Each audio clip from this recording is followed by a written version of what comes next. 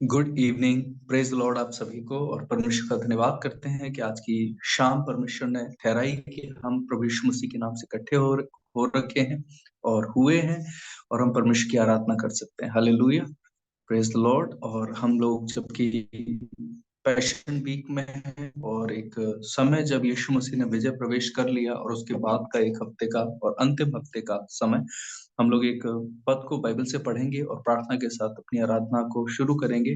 प्रिय मत्ती रचित सुसमाचार उसके 21 अध्याय में 14 पद से लेके और 17 पद तक हम पढ़ते हैं। लिखा हुआ है, तब अंधे लंगड़े मंदिर में यीशु मसीह के पास आए और प्रभु ने उन्हें चंगा किया। परंतु जब प्रधान याजकों और शास्त्रियों ने इन अद्भुत कामों को जो उसने किए और लड़कों को मंदिर में दाऊद के संतान को होशन्ना पुकारते हुए देखा, तो वे क्रोधित हुए और उसे कहने लगे, क्या तू सुनता है कि क्या कहते हैं? यीशु ने उनसे कहा, हाँ, क्या तुमने ये कभी नहीं पढ़ा, बालकों और दूध पीते बच्चों के मुंह से तूने अपार स्तुति कराई। तब वह उन्हें छोड़कर नगर के बाहर बैतनिय्याह को गया और वहां रात बिताई।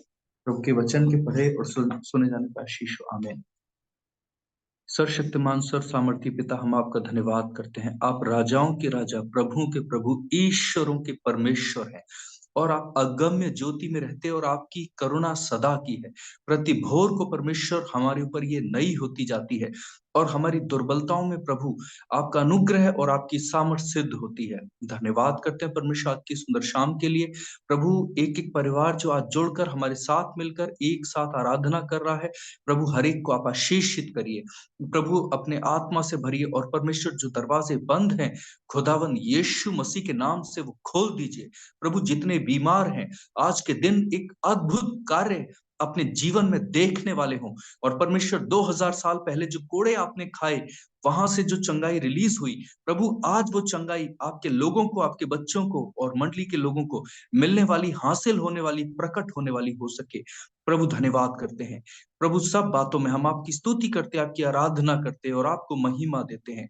Thank you Jesus Christ of Nazareth, we worship you in Jesus name. सब कुछ मांगते हैं अपने उद्धारकर्ता यीशु मसीह के नाम से, सुने और ग्रहण करें। आमीन। Praise the Lord, hallelujah. और हम विश्वास करते हैं आप सब भले चंगे हैं और प्रभु की आराधना कर पा रहे हैं। अब इस समय वर्शिप टीम से रिक्वेस्ट करेंगे कि वो वर्शिप में हम लोग को लीड करें।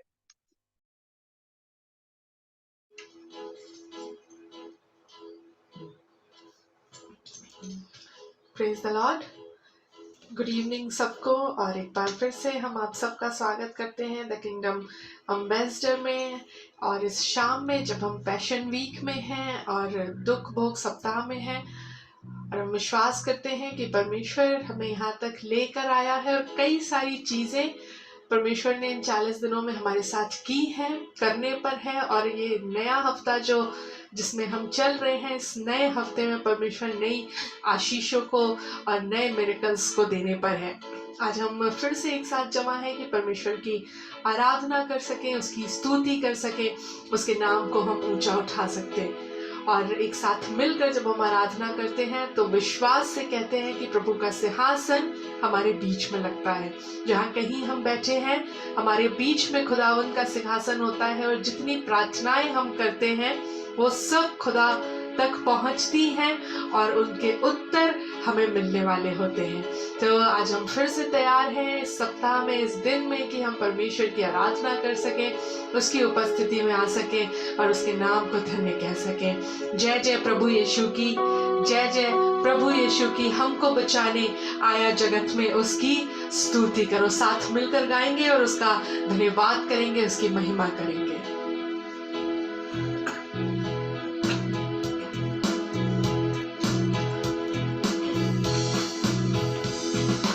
जय जय प्रभु यीशु की, जय जय प्रभु यीशु की। हमको बचाने आया जगत में उसकी स्तुति करो। गाओ खुशी के गीत, ये धरती है आकाश, आया मसीह जग में।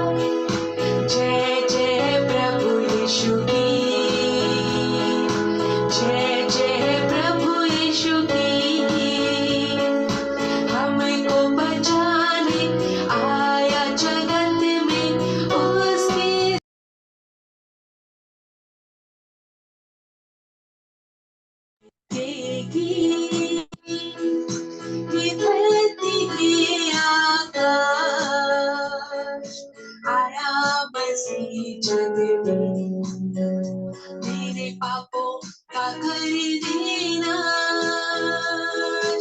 आओ खुशी की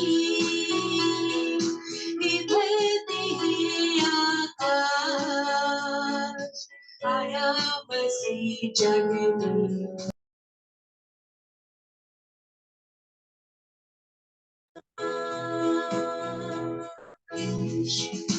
थैंक यू जीसस। खुदावन आपका शुक्र करते हैं, आपका धन्यवाद करते हैं कि आज जब हम इस गीत को गा पा रहे हैं, जब हम खुशी के साथ इस गीत को गा रहे हैं,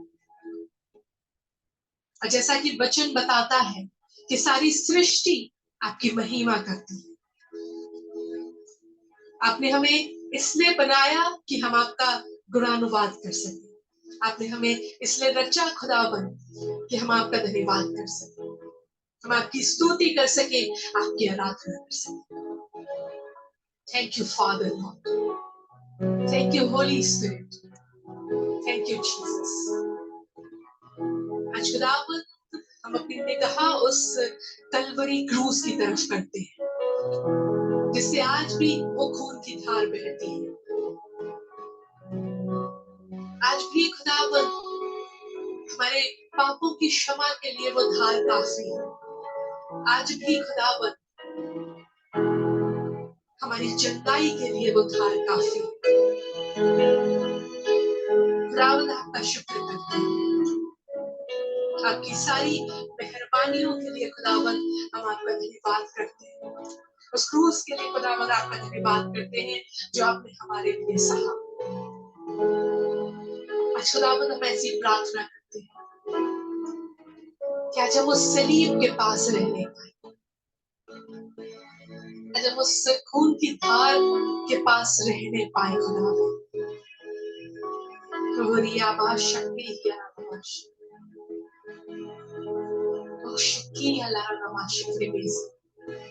Thank you, Father. Thank you, Father. Thank you, Jesus. Thank you, Jesus. Thank you, Jesus. खुदावन आपका शुक्र करते हैं।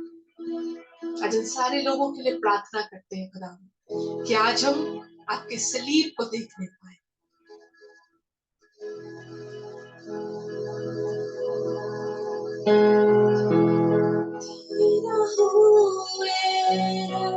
सुनता तेरी बात जो बताती तेरा प्यार, ईमान के साथ आता तेरे पास, तेरा ही हूँ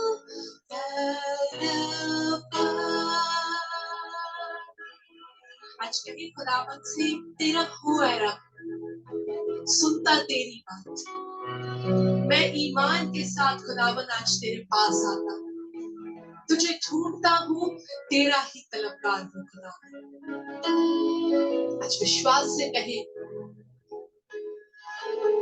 उसकी महिमा होकर। Thank you, Jesus. Thank you, Father. तेरा हूँ मैं, सुनता तेरी बात जो बताती तेरा प्यार, ईमान के साथ आता तेरे पास, तेरा ही हूँ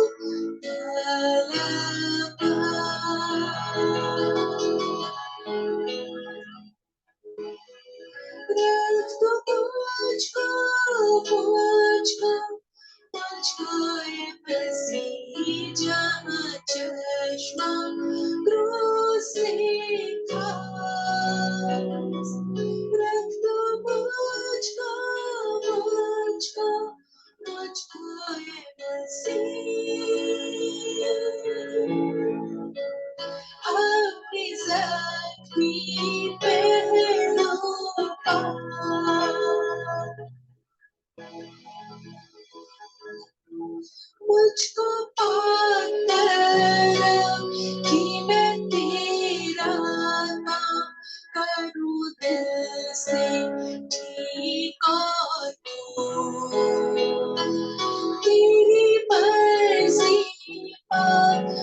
से पूरी हो तेरी मर्जी हो मगलूब।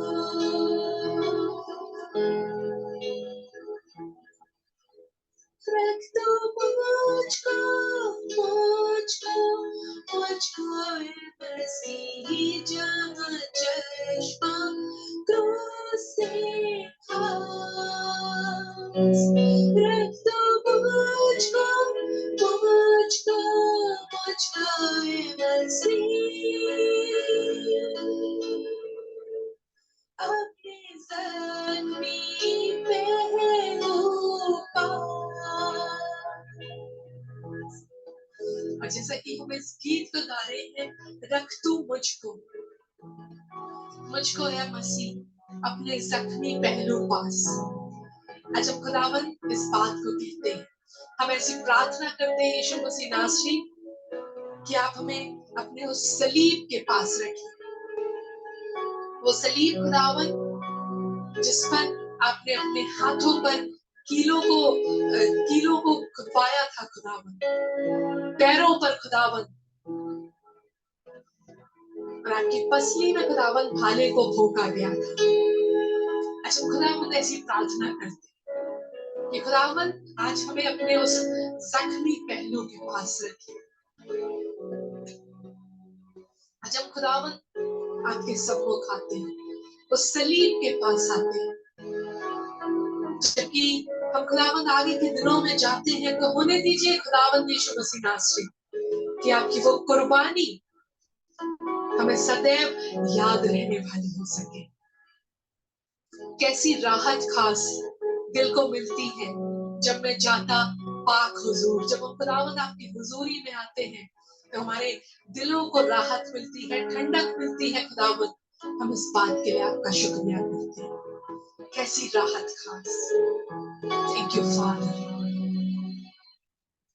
कैसी राहत खास दिल को मिलती है जब मैं जाता पाक हुजूर, जब मैं दुआ में होता तेरे पास, तब तू करता है मसरूर।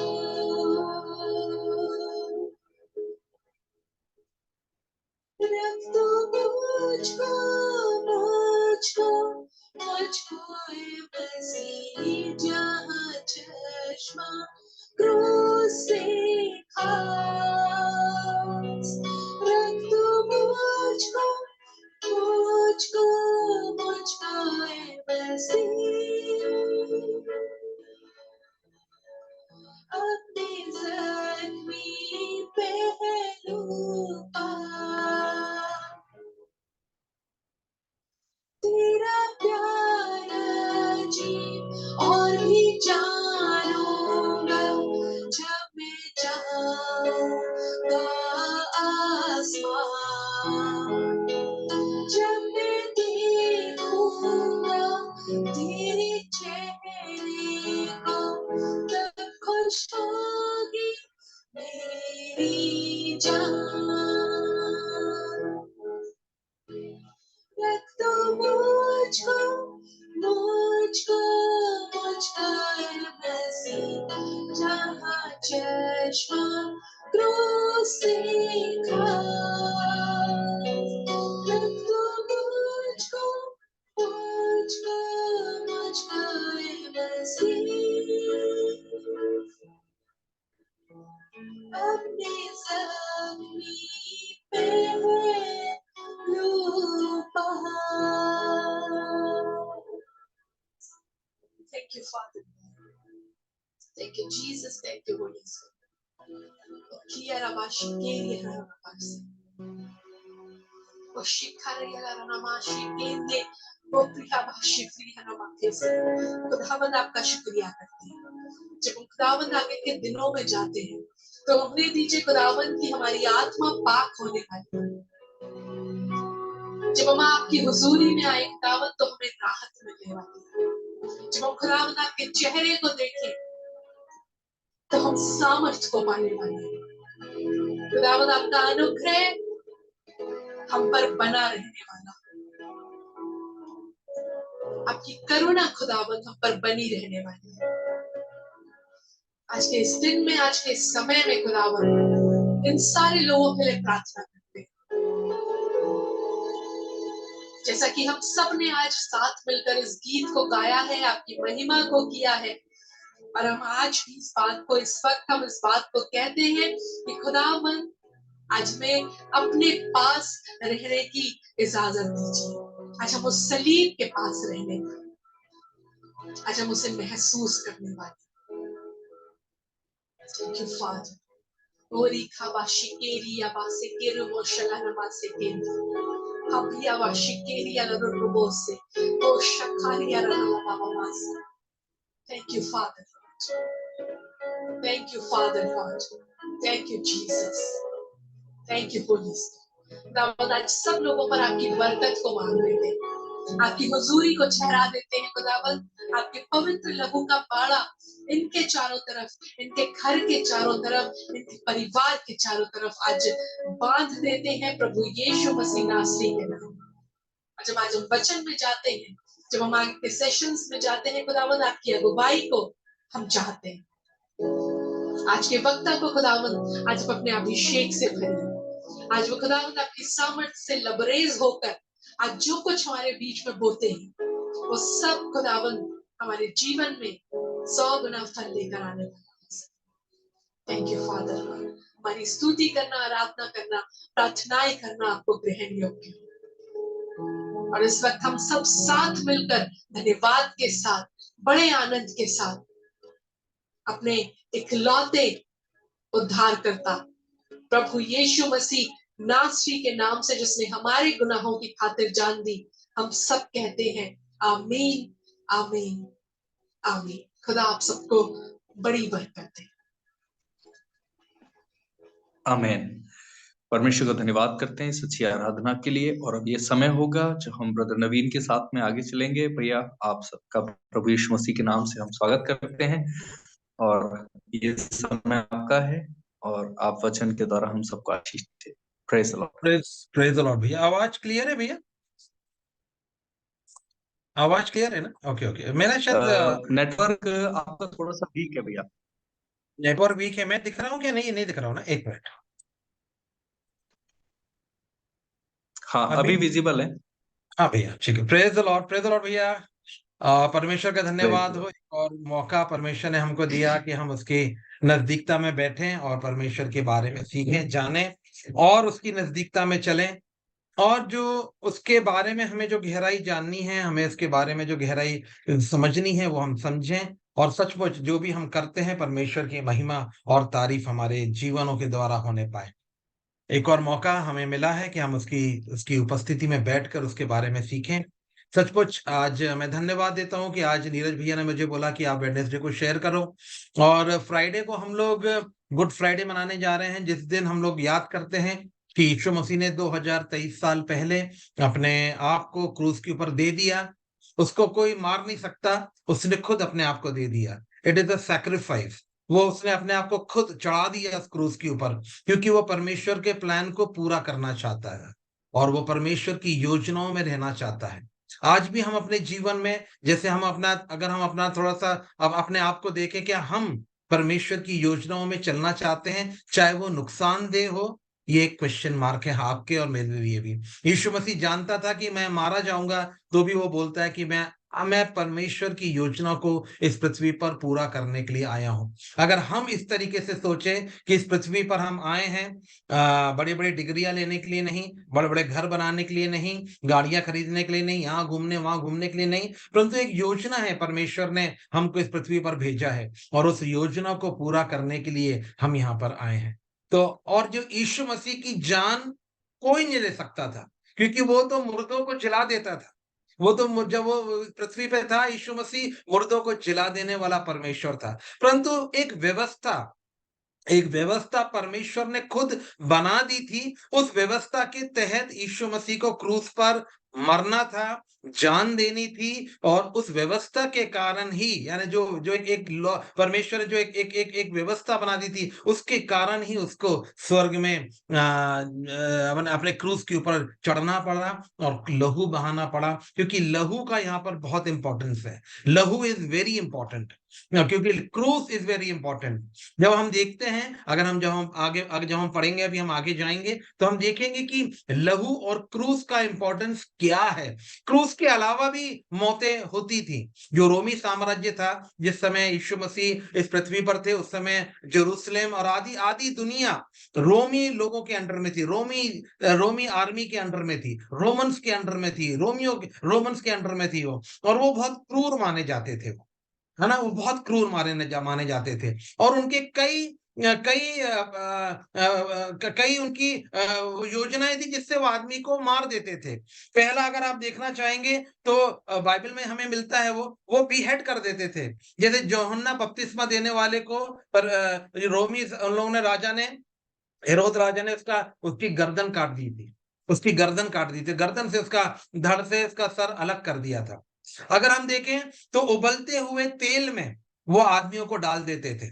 अगर आप देखेंगे, जो यूहन्ना है, जिसने यूहन्ना रचित सुसमाचार और प्रकाशित वाक्य की जो बुक लिखी है, रेवलेशन की जो बुक लिखी है, यूहन्ना अपोस्टल, जिसको यीशु मसीह बहुत प्यार करता था, और उसने अपनी माँ को उस यूहन्ना के हवाले किया था। उसने अपनी माँ को पीटर को नहीं दिया था, उसने यूहन्ना को दिया था। कि उसने बोला था कि देख, ये तेरी माता, और अपनी माँ को बोला था, देख, ये तेरा बेटा। तो यूहन्ना जो है, उसके बारे में बताया जाता है कि उसको एक बार पूरे उबलते हुए ऑयल में उसको डाल दिया गया था, लेकिन वो मरा नहीं, बहुत मिराकलसली वो वहां से जिंदा हो गया। ये बाइबल में नहीं मिलती है, लेकिन जब हम हिस्ट्री में जाएंगे, जब हम हिस्ट्री की किताबें पढ़ेंगे, या हम नेट पे से हम जब सर्च करेंगे, तो उसमें ये सारी बातें हमको मिलती हैं। तीसरी चीज वो क्या करते थे, एक डोंकी को, एक गधे को मारते थे, और उसका पूरा नीचे से उसका पूरा बदन काटते थे, और अंदर का सारा चीज निकाल देते थे। जो भी अतड़ियां थी, पेट थी, जो उसका जो फेफड़े थे, जो सारा कुछ निकाल लेते थे। जैसे बकरे को कैसे छीला जाता है, जब वो काटने से पहले पूरा निकाल लेते थे, और एक आदमी को उसके अंदर डाल के उसको वापस सिल देते थे। और सिलने के बाद उसको वापस बाहर जमीन पे धूप में पटक देते थे, कि जैसे जैसे वो सूखेगा, जैसे जैसे उसका बदन सूखेगा, वैसे वैसे जो अंदर आदमी है, वो तड़फ तड़फ के हड्डी टूटते टूटते मरेगा। ये तीसरा तीसरा वो था। चौथा था कि एक आदमी को हनी से, यानी शहद से, और दूध में नहलाकर एक बकेट के अंदर, एक बकेट के अंदर बैठाल देने का, और उसको ऐसा खाना खिलाने का जिसमें पैरासाइट्स हैं। तो क्योंकि हनी आपको लगा हुआ है और पैरासाइट से भरा हुआ खाना आपको खिलाया, तो अंदर से वो कीड़े काटते, खाते खाते तिल तिल करके वो आदमी मरता था। ये कुछ चीजें मैंने निकाली हैं। अगर आप अगर आप निकालोगे, तो और बहुत सारी चीजें मिलेंगी। लेकिन यीशु मसीह को क्रूस पर ही क्यों क्यों मारा गया, ये एक बहुत बड़ा इंपॉर्टेंस है। एक तो पहली बात मैं ये बताना चाहता हूं कि यीशु मसीह ने अपने आप और खुद होकर अपनी जान दी है। उसने, ये उसका परमेश्वर का प्लान था। सृष्टि बनाने से पहले परमेश्वर का ये प्लान था कि मैं अपने बेटे को मीन्स मैं खुद आऊंगा। परमेश्वर खुद अपने बेटे के साथ आया इस पृथ्वी पर, बिकॉज जीसस कोई परमेश्वर से, कोई कहीं भी किसी रीति से कम नहीं था। He was God on earth, he was Emmanuel, जिसका मतलब ये होता है खुद परमेश्वर हमारे साथ। तो वो खुद आया यहाँ पर, और उस योजना को पूरा क्यों किया? क्योंकि उसने एक व्यवस्था दे दी थी। और वो व्यवस्था, आप देखो मेरे पीछे, आपने देखा होगा, ये पीछे टेंट वगैरह जो लगे हैं, ये व्यवस्था मूसा को परमेश्वर ने दे दी थी। और उस व्यवस्था को के अनुसार ही वो चाहता था कि यानी हर एक चीज हो। परमेश्वर के लिए कोई भी चीज असंभव नहीं है। अगर वो चाहे तो लाल समुद्र को पार कर दे, अगर वो चाहे तो रेगिस्तान में मन्ना दे दे, अगर वो चाहे तो आसमान खुल जाए, और अगर वो चाहे तो जिंदा चलता हुआ आदमी हनोक को परमेश्वर ने उठा लिया, एलीजा को परमेश्वर ने उठा लिया, उसको वो मौत ना देखे हो। लेकिन परमेश्वर जो योजना बनाता है, जो प्लान बनाता है, उस प्लान में चलता है। वो उस प्लान को तोड़ता नहीं है। वो क्योंकि जस्ट गॉड है, he is a just God. तो आज मैं ये बताना चाह रहा हूं, मेरा पहला पॉइंट है कि यीशु मसीह ने खुद होकर अपनी जान दी, खुद होकर वो सैक्रिफाइस हुआ, क्योंकि अगर वो चाहता था तो सैक्रिफाइस नहीं होता था। ये मैं वचन से बता रहा हूं। आइए निकालेंगे इसके लिए हमारा एक वचन निकालेंगे, यूहन्ना 10 उसका 17वां और 18वां अध्याय। मेरी वाइफ पढ़ेगी हिंदी में। यूहन्ना 10 17 18।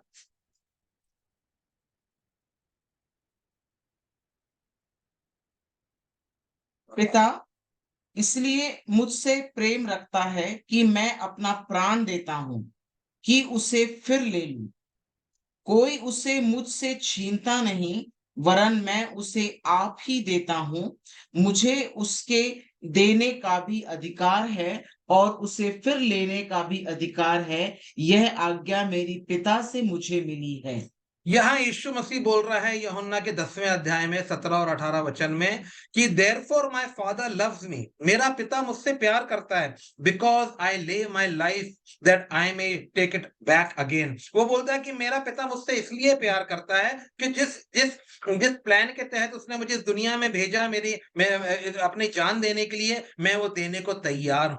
वो बोलता है no one takes it from me but I lay down my self. कोई भी मेरी जान मुझसे ले नहीं सकता, परंतु मैं खुद होकर अपनी जान देने जा रहा हूं। क्यों देने जा रहा हूं? क्योंकि I have the power to lay it down and I have the power to take it back again. Yeshu Masih बोलता है कि मेरे पास वो सामर्थ है कि मैं अपनी जान को दूं, और मेरे पास वो सामर्थ है, वो ताकत है, वो पावर है कि वापस उस जान को मैं ले लूं।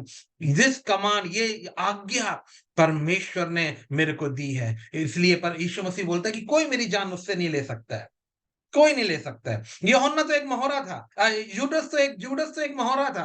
परमेश्वर ने, शैतान उसके अंदर गया और उसके द्वारा जो है ये पकड़वा दिया गया और झूठे उसके ऊपर लांछन लगा दिए गए। अगर जूडस नहीं तो कोई और होता, और नहीं तो कोई और होता, लेकिन यीशु मसीह को इस पृथ्वी पर आकर अपनी जान देनी थी।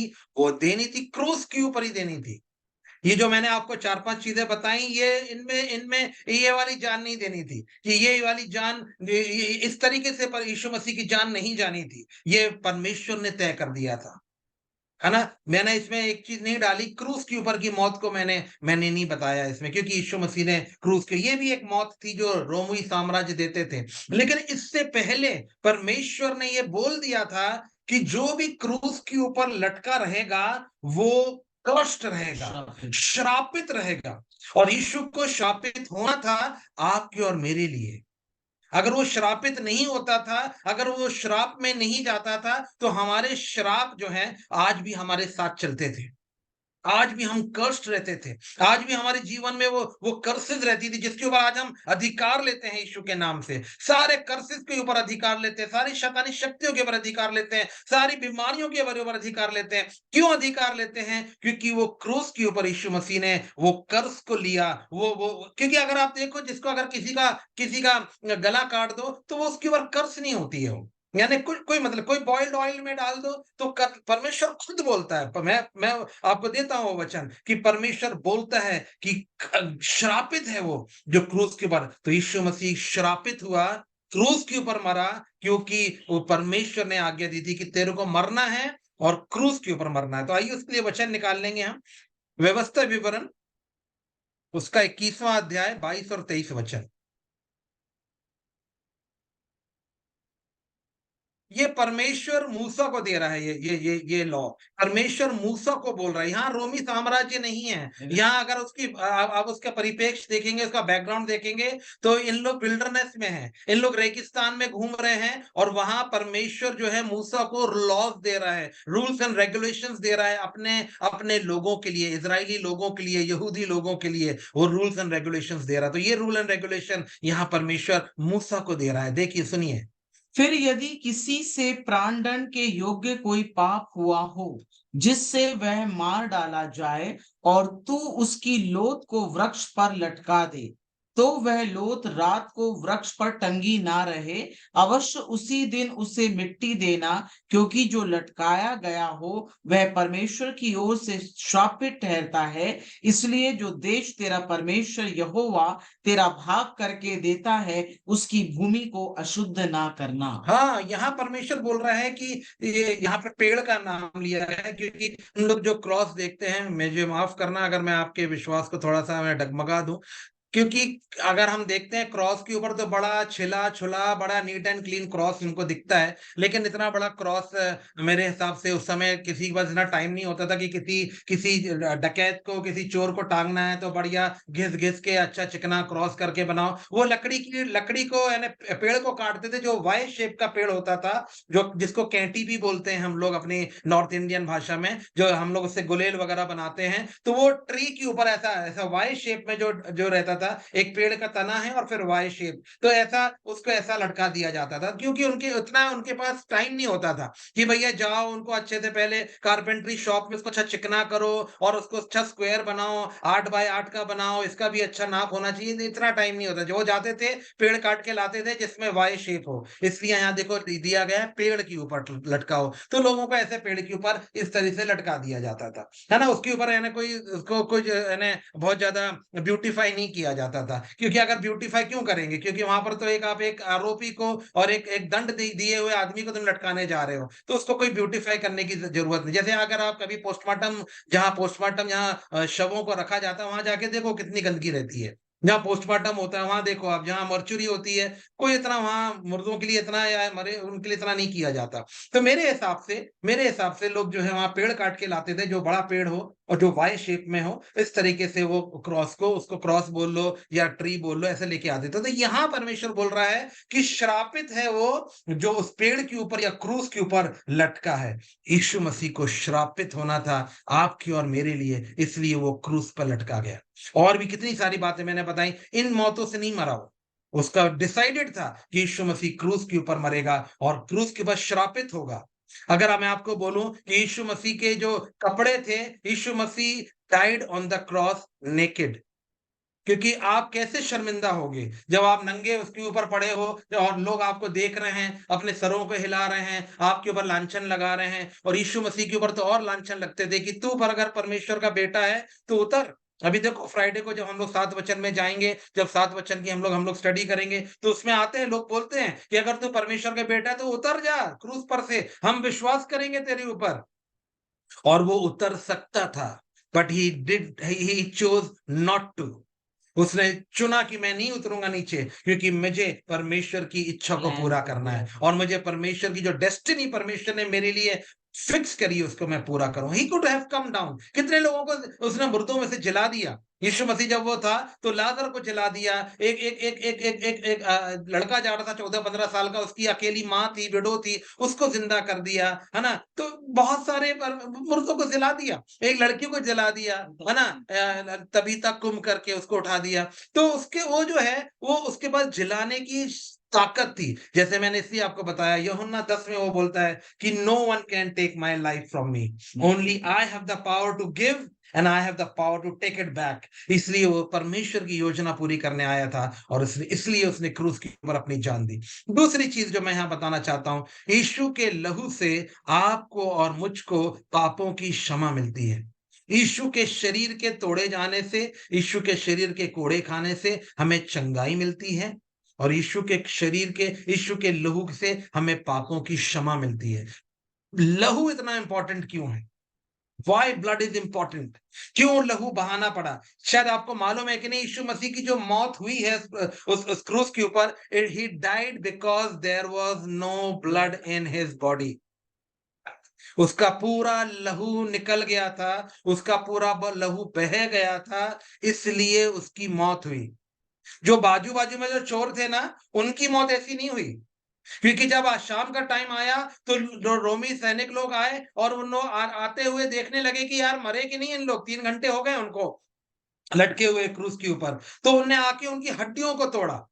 जब हड्डी को तोड़े तो उनमें से वो मरे, लेकिन जब यीशु मसीह के पास वो आए और उनकी हड्डी तोड़ने से पहले उन्होंने चेक किया कि भाई मरा कि नहीं मरा, तो उन्हें साइड में जो है एक बर्छी मारी और वहां से लहू और पानी दोनों गिरे उसमें से। वो समझ गया कि ये यीशु मसीह जो है मर गया है।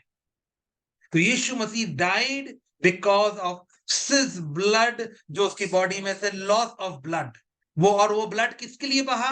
आपके और मेरे लिए, जो आज भी बह रहा है, आज भी बह रहा है। जो विश्वास कर रहे हैं उनके लिए बह रहा है, वो जो विश्वास कर रहे हैं उनके और अपने पापों की क्षमा मांग रहे हैं उनको क्षमा कर रहा है। वो जो जो जो अपने आप को यीशु के लहू से ढांप रहे हैं उनको वो सुरक्षा दे रहा है। जो जो लोग अपने अपने अपने घर के ऊपर, अपने परिवार के ऊपर, अपने बच्चों के ऊपर उस लहू को प्रोक्लेम कर रहे हैं, वो वहां सुरक्षा दे रहा है, आज भी वो दे रहा है। जीसस डाइड बिकॉज उसके एक एक बूंद जो है वो आपकी और मेरे लिए थी। जब मैं प्रिपेयर कर रहा था मैसेज, मैं अपनी वाइफ को बोल रहा था कि यीशु का लहू कितना इंपॉर्टेंट है। मेरे को रोना आ रहा था और मेरे मेरे रोंगटे खड़े हो रहे थे जब मैं ये मैसेज को प्रिपेयर कर रहा था। पर मैं दूसरा मैसेज देना मांग रहा था। मैं एक मैसेज बनाया था कि पहला नॉन यहूदी कन्वर्ट कौन था, who was the first Christian, मैं ये बताना मांग रहा था आपको। लेकिन जब मैं प्रिपेयर करने लगा तो परमेश्वर की आत्मा ने बोला, परमेश्वर ने मुझे बोला, नहीं, ये गुड फ्राइडे आ रहा है, तू लहू का महत्व बता मेरे लोगों को, तू लहू का महत्व बता, तू बता कि क्यों उसको क्रूस पे मरना पड़ा, तू बता क्यों उसको अपने लहू का बहाना पड़ा, क्योंकि मैंने वो व्यवस्था बना दी थी। मेरे पीछे आप देख रहे हो वो मूसा का तंबू है, जो इजरायली लोगों के हमने हमने अभी, मैं पिछली बार मैं उन्हीं की स्टडी दे रहा था आपको। पीछे देखिए टेंट लगे हुए हैं और जो बीच में जहां धुआं निकल रहा है, दैट इज द टैबरनेकल। वो टैबरनेकल है जहां परमेश्वर की उपस्थिति थी। वो टैबरनेकल मैंने जानबूझ के लगाया कि आप मेरे पीछे देखो, वो मूसा का तंबू है और यहां परमेश्वर ने एक व्यवस्था दी थी। उस व्यवस्था के तहत ही यीशु मसीह मरा, उस व्यवस्था के तहत, क्योंकि वो व्यवस्था किसने दी थी? परमेश्वर ने दी थी। It was planned by God. परमेश्वर अपने प्लान के अनुसार चलता है।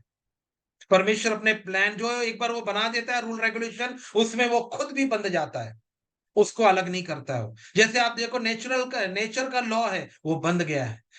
उसने उसने नोआ को बोला था कि जब जब तक ये सृष्टि नष्ट नहीं होगी, जब तक जो है सोइंग टाइम और रीपिंग टाइम, मॉर्निंग इवनिंग, सवेरा, ये दिन और रात और सारे मौसम जो हैं ये हमेशा चलते रहेंगे। और आप देखिए चलते रह रहे हैं, जबकि इतना पाप बढ़ गया है। जब आप समाज की तरफ देखेंगे, जब आप देखेंगे तो आप देखेंगे कि कितनी गंदगी आ गई है, कितना डिग्रेडेशन हो गई है समाज की। सोच में डिग्रेडेशन, बातों में डिग्रेडेशन, व्यवहार में डिग्रेडेशन, कपड़ों में डिग्रेडेशन। देखो आप किस तरीके से लोग कपड़े पहनते हैं, देखिए लोग किस तरीके से बातें करते हैं, लोग देखिए कि अपने अपने बड़े बुजुर्गों से बच्चे किस तरीके से बिहेव करते हैं। आप देखिए, आप खुद जान जाएंगे कि शैतान का साम्राज्य, आप खुद बताएंगे कि बड़ा है कि नहीं बड़ा है। आप खुद उसको टेस्टिफाई करोगे कि हाँ यार साम्राज्य बढ़ गया है। मैं अपने जीवन में देखता हूं, मैं 57 ईयर्स का हूं, जब मैं पीछे मुड़ के देखता हूं तो मैं देखता हूं 30 साल में इतना डिग्रेडेशन हुआ है कि मैं बता नहीं सकता हूं। क्यों? क्योंकि शैतान अपने अपने दुष्टों के द्वारा, अपने अपने इविल स्पिरिट्स के द्वारा वो काम करता है। तो यहां मैं बता रहा था, अब मैं आपको ये बताने वाला हूं कि जो लहू क्यों इंपॉर्टेंट है। इसलिए निकालेंगे लय व्यवस्था 17:11, व्हाई ब्लड इज इंपॉर्टेंट। क्यों परमेश्वर ने ब्लड को इतना इंपॉर्टेंस दिया है कि यीशु मसीह का एक एक कतरा आपके और मेरे लिए बहा है। वो मरा है खून बहने के कारण, और किसी कारण नहीं मरा। उसकी कोई हड्डी नहीं टूटी गई, लेकिन उसका पूरा खून जब निकल गया, ही डाइड ऑफ दैट। 17:11 लय व्यवस्था 17:11। क्योंकि शरीर का प्राण लहू में रहता है और उसको मैंने तुम लोगों को वेदी पर चढ़ाने के लिए दिया है कि तुम्हारे प्राणों के लिए प्रायश्चित किया जाए, क्योंकि प्राण के कारण लहू ही से प्रायश्चित होता है। फिर से पढ़ेंगे क्योंकि एक बार में समझ में नहीं आएगा, ये बहुत इजी लगेगा। लेकिन आप देखिए यहाँ पर प्राण आ रहा है, प्राण, सोल। मैंने आपको जब भी मैं आता हूं तो मुझे नहीं मालूम, परमेश्वर की आत्मा बताती है हम तीन लोग हैं, वी आर ट्रिनिटी। जैसे परमेश्वर ट्रिनिटी है, हम भी ट्रिनिटी हैं। बॉडी, सोल एंड स्पिरिट, शरीर, प्राण और आत्मा। है ना, शरीर, प्राण और आत्मा। अब देखो यहाँ प्राण की बात हो रही है, ना आत्मा की बात हो रही है, ना शरीर की बात हो रही है। मैं मेरा ये विश्वास है कि आप लोग इन बातों को समझ रहे होंगे। इस थोड़ी सी गहरी है, लेकिन हम जो है सीखेंगे, हम जानेंगे परमेश्वर को कि वो क्या कहना चाह रहा है। फिर से पढ़ेंगे। क्योंकि शरीर का प्राण लहू में रहता है। क्योंकि शरीर का जो प्राण है वो काय में है? लहू में है। शरीर का प्राण लहू में है, यानी हमारा जो ताकत है, हमारी सब कुछ हमारे लहू में है, आर ब्लड, है ना। आगे, और उसको मैंने तुम लोगों को वेदी पर चढ़ाने के लिए दिया है। और परमेश्वर बोल रहा है कि इस लहू को मैंने तुमको, ये एक्चुअली ये मोसेस को बोल रहा है, वो ये यहूदी लोगों को बोल रहा है। वो बोल रहा है इसको मैंने तुमको वेदी पे चढ़ाने के लिए दिया है। कौन सी वेदी? अभी मैं आगे बताऊंगा। ये जो पीछे जो टैबरनेकल देख रहे हैं ना, जो मूसा का तंबू देख रहे हैं, वहां पर चढ़ाने के लिए दिया है। चढ़ाने से क्या होगा? सुनिए, कि तुम्हारे प्राणों के लिए प्रायश्चित किया जाए। क्योंकि तुम्हारे प्राणों के लिए प्रायश्चित किया जाए, हमारे सोल के लिए वो प्रायश्चित के रूप में चढ़ाया जाए, माफी के रूप में चढ़ाया जाए। हम, क्योंकि प्राण के कारण लहू से ही प्रायश्चित होता है। क्योंकि प्राण के लिए और किसी चीज से प्रायश्चित नहीं होता है, लहू से ही प्रायश्चित होता है। ये थोड़ा-सा मुश्किल है, लेकिन मेरा विश्वास है कि आप लोग इस बात को समझ गए हैं कि जो लहू है, उसमें हमारे शरीर का जो प्राण है, वो लहू में है, और परमेश्वर ने वो लहू हमें वेदी के ऊपर चढ़ाने के लिए दे दिया है, जिससे हमारे पापों का प्रायश्चित हो। और अब जो है मैं आपको उस व्यवस्था में ले जा रहा हूं जो परमेश्वर ने मूसा को दी थी, और वो व्यवस्था जो है उस समय भेड़ बकरियों के लहू से पूरी की जाती थी। लेकिन एक समय जब यीशु मसीह ने क्रूस पे जान दी, तो यीशु मसीह ने अपने लहू से पूरी करी, और उस स्वर्गीय स्थान में जाकर, उस स्वर्गीय टैबरनेकल में जाकर आपके और मेरे लिए उस वेदी के ऊपर अपने लहू को चढ़ाया, परमेश्वर को दिया। इसके कारण आपकी और मेरे पापों की क्षमा होती है। इट इज नॉट, ऐसा नहीं, हाँ मैंने झूठ बोला, प्रभु माफ कर दो। आपके लिए इजी है, लेकिन परमेश्वर के लिए और यीशु मसीह को अपनी जान देनी पड़ी जब ये आपको और मुझको मिला है। It is not easy. आपके और मेरे लिए ये बहुत आसान है। अरे मैंने झूठ बोला था। कई लोग तो झूठ बोलते हैं तो भी उसको, या कुछ गलती करते हैं, कुछ पाप करते हैं तो भी उसको माफी नहीं मांगते। कई लोग मांगते हैं तो बड़ा इजीली लेते हैं, हाँ माफी मांग लेंगे तो क्या हुआ। लेकिन इसके पीछे परमेश्वर को अपने खुद के बेटे को भेजना पड़ा, और खुद का बेटा ने वो श्रापित होकर क्रूस पर जान दी, अपने लहू को पूरा एक एक कतरे को निकाल दी और अपनी जान दे दी, जिसके कारण आप और मैं आज सेंट्स कहलाते हैं। आप और मैं, हम लोग धर्मी कहलाते हैं। आप और मैं राइचस कहलाते हैं। क्यों? क्योंकि वो पिता और पिता के बेटे यीशु ने हमारे लिए उस जान को दिया। आसान नहीं है। कितने लोग हैं जो अपने बच्चों को भेजना चाहते हैं? आज बताइए, आप कितने घरों में जो है आजकल मिलिट्री में भी लोग अपने बच्चों को नहीं भेजना चाहते, क्योंकि उनको मालूम है कि भाई मिलिट्री में चांसेस हैं, 50-50 चांसेस हैं कि भाई वॉर हो जाए, कुछ हो जाए, वो वापस ना आए। People are not ready to send their children into the military also, because they know there is a 50-50 chance of getting martyred over there. शहीद हो सकते हैं वहां पर। और एक परमेश्वर ने अपने बेटे को भेज दिया हमारे लिए। आप उसकी उसकी आप अहमियत समझो, उस लहू की अहमियत समझो। आप, वो मुझे समझनी है, आपको समझनी है। ये वचन आज मेरे लिए पहले है, बाद में आपके लिए है, क्योंकि उसने मुझसे पहले बात करी है। मैं केवल अब जो मैं सीखा हूं वो मैं आपको बता रहा हूं। आप भी इसको इजी मत लीजिए। कई गुड फ्राइडे आए हैं और चले गए, कई ईस्टर आए हैं, चले गए, लेकिन आज इस बार का जो गुड फ्राइडे रहेगा, उस समय हम उस लहू को, उस यीशु के सैक्रिफाइस को हम लोग अच्छे से अपने जीवन में जान ले, समझ लें। मैं अपनी वाइफ को बोल रहा था कि अगर मानो परमेश्वर मेरे को इस दुनिया की कोई भी चीज ना दे, तो भी मैं उसके ऊपर विश्वास करूंगा। वो मुझे घर ना दे, वो मुझे कपड़े ना दे, जैसे जोब के लिए उसने किया था। अगर आप पॉल की उसके जीवन को देखोगे, जो पॉल था, जो सॉल है, जो पॉल बन गया था, वो एक गरीबों के जैसे रहता था वो। आज तो हमारे पास ईश्वर परमेश्वर की दया से एवरीथिंग वी हैव, जो हमें चाहिए, है ना, हर चीज हमें परमेश्वर देता है। लेकिन हमारा भार उन मिरेकल्स और हीलिंग की और डिलीवरेंस पे नहीं होना चाहिए। हमारा विश्वास ये होना चाहिए कि परमेश्वर है जो मेरा उद्धार करता है। मुझे इस दुनिया की चाहे कोई भी चीज ना मिले, लेकिन उसने सबसे बहुमूल्य चीज दे दी है, वो है मेरा उद्धार, मेरा सोल जो है, जो अब स्वर्ग में जा रहा है। जो मैं अगर मरूंगा तो मेरा जो प्राण है, अभी आप लोग जानने लगे हो इसलिए मैं प्राण नाम ले रहा हूं, सोल, वो स्वर्ग में जा रहा है, मेरा उद्धार हो रहा है। तो आइए अब ये व्यवस्था मैं बताता हूं थोड़ा सा कि किस तरीके से परमेश्वर ने मूसा को ये व्यवस्था दी थी, क्योंकि मैं आपको ये बताना चाहता हूं, मैं ये बताना चाहता हूं कि परमेश्वर ने अब्राहम को चुना। अब्राहम से चुनने के बाद मूसा को जो है परमेश्वर ने इजिप्ट से बाहर निकाला। पिछली बार जब मैं मिला था तो हम लोग इसके बारे में बातचीत कर रहे थे, और अभी वो रेगिस्तान में है। अब परमेश्वर बोलता है कि मैं तुम्हारे साथ रहना चाहता हूं। आज आपसे मैं पूछूं कि परमेश्वर कहाँ रहता है, तो आप क्या जवाब दोगे? परमेश्वर हमारे अंदर रहता है, परमेश्वर हमारे साथ में रहता है। हर एक इंडिविजुअल के अंदर परमेश्वर खुद अपनी पवित्र आत्मा के द्वारा रहता है। पवित्र आत्मा इज अ पर्सन, वो कोई इट नहीं है, इट इज हिम। वो हाँ, वो उसके पास एक पूरा, जैसे अपने पास एक अपना नेचर है, अपने पास अपना एक वो, वैसे ही पवित्र आत्मा के पास भी अपना एक नेचर है, एक पूरा, एक क्या बोलना चाहिए, जैसे कैरेक्टर है, इमोशंस हैं। वो हमारे जैसा है, ही इज विथ अस, इन अस। तो यहां मैं बताना चाह रहा हूं कि अब परमेश्वर जब उनको रेगिस्तान में लेके घूम रहा है, तो आइए निकाल लेंगे वचन, एक्सोडस उसका 19वां अध्याय पहला वचन, निर्गमन 19 उसका पहला वचन।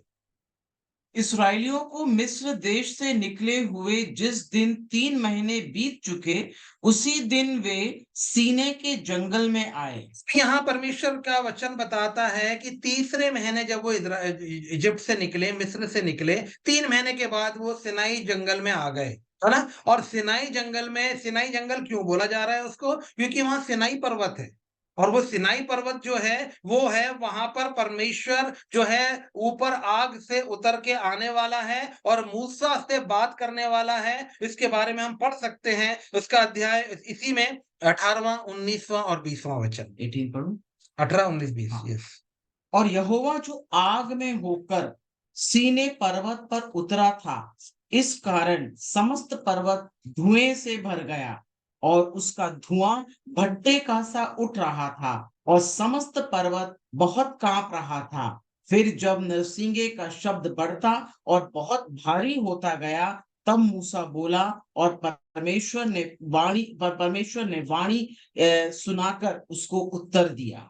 यहां पर हम देख रहे हैं कि परमेश्वर अपनी बड़ी सामर्थ के साथ आग में और अब धुएं में होके वो उस पर्वत के ऊपर आ रहा है, और वो पूरा पर्वत हिल रहा है और पर्वत में आग लगी हुई है, और इजरायली लोग देख रहे हैं उसको, अरे ये क्या है?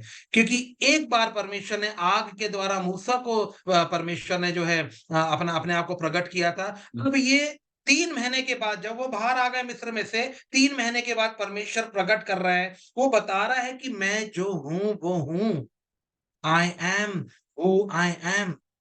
मैं हूं एलोहिम, मैं हूं यहोवा, मैं इस सृष्टि के बनाने वाला और चलाने वाला हूं। मैं वो हूं जिसने तुम्हें चुना है, तुम अब्राहम के वंशज हो, मैंने तुम्हें चुना है अपना निज भाग होने के लिए। वो बता रहा है उनको। और यहां हम देखते हैं, जब हम आगे पढ़ते हैं तो हम देखते हैं कि मूसा जो है वो पर्वत के ऊपर गया, और वहां पर परमेश्वर ने उसको रूल्स एंड रेगुलेशंस दिए। जैसे हम आगे पढ़ेंगे तो निर्गमन 20 में हम देखते हैं 10 आज्ञाएं दी गई। देखिए अपने अपने अपने बाइबल में से आप देखिए, है ना।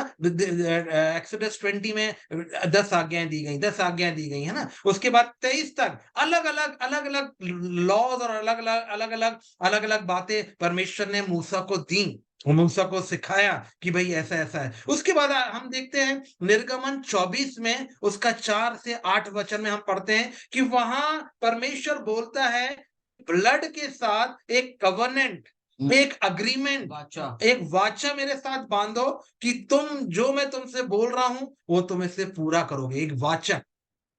हमारी बाइबल में 2 टेस्टमेंट है, हमारी बाइबल में 2 भाग हैं। हिंदी में बोला जाता है पुराना नियम और नया नियम, लेकिन मराठी में बहुत अच्छा बोला जाता है, वो बोला जाता है जूना करार और नवा करार। जूना मीन्स ओल्ड अग्रीमेंट, नवा करार मीन्स न्यू अग्रीमेंट।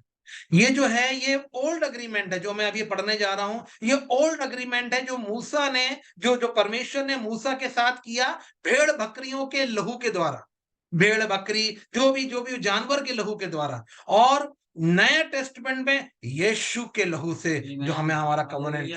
आप कवनेंट में हैं, आप अग्रीमेंट में हैं, मैं अग्रीमेंट में हूं, परमेश्वर के साथ हमारा करार है। और वो करार ये है कि प्रभु मैं को तूने यीशु के लहू से खरीद लिया, मुझे यीशु के लहू से तूने मुझे जीत लिया, और तूने यीशु के लहू से मुझे कवर कर लिया। यीशु के लहू में मेरे पापों की क्षमा है और तेरे ही अनुसार अब मैं चलूंगा। ये करार है आपको और मैंने करार किया है। मुझे नहीं मालूम कितने लोगों के इसके बारे में they are conscious about it. आपको हमें कॉन्शियस होना है कि हम एक करार में हैं, और वो करार देखो यहाँ भेड़ बकरियों के लहू से मूसा के साथ द्वारा यीशु में परमेश्वर कर रहा है। क्योंकि ये करार, ये रूल रेगुलेशन परमेश्वर ने मूसा को दे दिए थे, इसके तहत परमेश्वर भी बंध गया था अपनी वाचा से। इसलिए उसको यीशु मसीह को भेजना पड़ा, अपने बेटे को, जिसके लहू के द्वारा न केवल इजरायली लोग परंतु दुनिया के लिए भी दरवाजे खुल गए। परमेश्वर ने जगत से ऐसा प्रेम किया कि उसने अपना एक लौता बेटा दे दिया, ताकि जो कोई उसके ऊपर विश्वास करे वो नाश ना हो परंतु अनंत जीवन पाए। परमेश्वर ने इजरायलियों से ऐसा प्रेम नहीं किया, नहीं बोला जा रहा है, वो बोला जा रहा है परमेश्वर ने जगत से ऐसा प्रेम किया। For God so loved the world that he gave his only, पहलौटा नहीं, पहलौटा नहीं है Yeshu Masih, only, only begotten, केवल एक son, so that those who believe on him should not perish. Perish यानी कहां मरोगे, पृथ्वी पे तो मरेंगे हम, लेकिन हमारा जो सोल है उस अनंत काल के जीवन में जाए, हमारा आपका उद्धार हो जाए, हमें मोक्ष मिल जाए, हमें सैल्वेशन मिल जाए, और हम यीशु मसीह के साथ उस स्वर्गीय जान पैराडाइज में जाए। हम हमारा जो भी कार्य आज हम कर रहे हैं वो अपने सोल के लिए कर रहे हैं। We are doing it for our soul.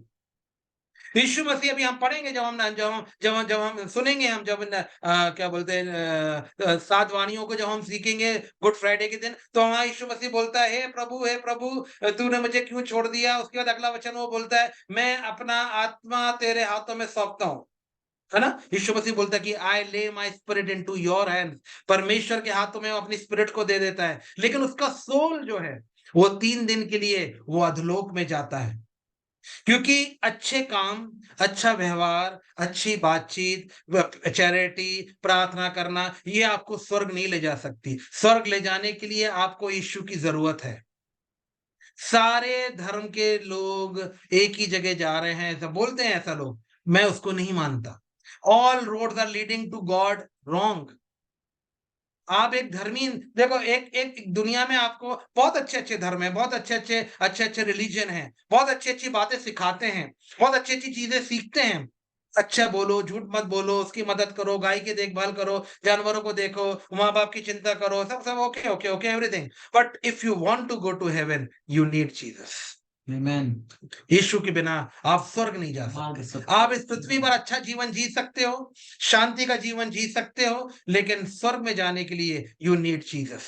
यीशु ही है जो आपको और मुझको स्वर्ग ले जा सकता है। जो मेरा आज मैंने वचन प्रिपेयर किया था वो इसी के ऊपर था।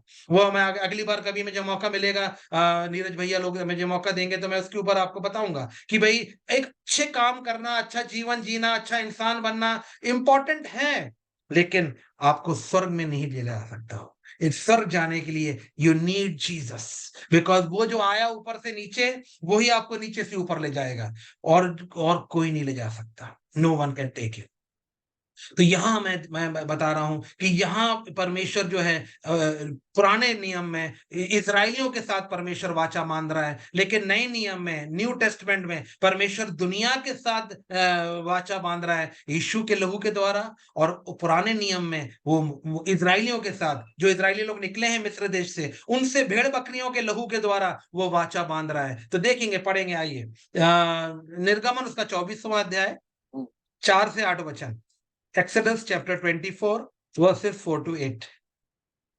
तब मूसा ने यहोवा के सब वचन लिख लिए और बिहान को सवेरे उठकर पर्वत के नीचे एक वेदी और इस्राएल के 12 गोत्रों के अनुसार 12 खंबे भी बनवाए, तब उसने कई इस्राएली जवानों को भेजा, जिन्होंने यहोवा के लिए होम बलि और बैलों के मेल बलि चढ़ाए।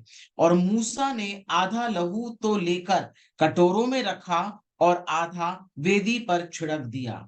तब वाचा की पुस्तक को लेकर लोगों को पढ़ सुनाया। उसे सुनकर लोगों ने कहा, जो कुछ यहोवा ने कहा है उस सब को हम करेंगे और उसकी आज्ञा मानेंगे।